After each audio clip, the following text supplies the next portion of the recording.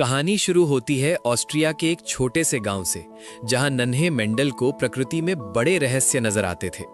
गरीबी के बावजूद उनकी ज्ञान की प्यास कम नहीं हुई। वे रातों को मोमबत्ती की रोशनी में शोध करते रहे। उच्च शिक्षा की तलाश उन्हें ब्रूनो के शांत मठ ले आई, जहां के अनुशासन ने उनके शोध को नई दिशा दी। बगीचे के मटर के पौधों ने उनकी जिज्ञासा जगाई। वे सोचने लगे कि कुछ पौधे ऊंचे और कुछ छोटे क्यों हैं। मेंडल ने खुद फूलों का परागण शुरू किया ताकि वे वंशानुक्रम के गुप्त नियमों को समझ सकें। वे हर पौधे की लंबाई पूरी सटीकता से मापते थे। उनके लिए ये डेटा ही विज्ञान की असली भाषा थी। मेंडल ने हजारों मटर के दानों का विश्लेषण किया और उनके रंगों के पीछे छिपे गणित को समझते रहे। विभिन्न रंगों का अध्ययन करते हुए वे आनुवंशिकी के बुनियादी सिद्धांतों के बेहद करीब पहुंच चुके थे। अपनी मेज पर बैठकर उन्होंने हर अंकुर का रिकॉर्ड रखा, जो भविष्य के विज्ञान का आधार बना। बदलते मौसमों में भी मेंडल का धैर्य नहीं डिगा। उनकी सालों की मेहनत ने आनुवंशिकी की नींव रखी। मेंडल की सफलता देख साथी भिक्षु हैरान थे, हालांकि उस समय उनकी लगन को कोई समझ नहीं पाया।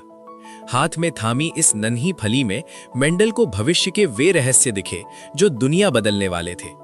तभी आंकड़ों में उन्हें एक जादुई पैटर्न दिखा।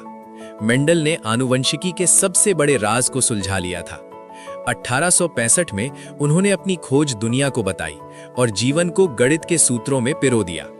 उस सभा के बाद भी दुनिया खामोश रही, लेकिन मेंडल अकेले ही अपनी सच्चाई पर डटे रहे। उम्र ढलने पर भी उन्हें अपनी खोज पर गर्व था। वे जानते थे कि उनकी मेहनत इतिहास रचेगी।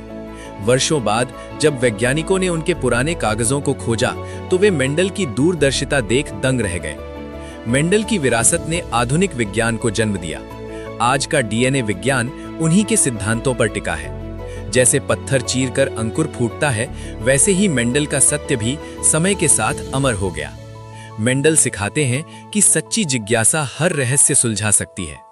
विज्ञान के इस नायक को हमारा नमन। मेधा वाटिका, जहां ज्ञान खिलता है और विचार उड़ान भरते हैं।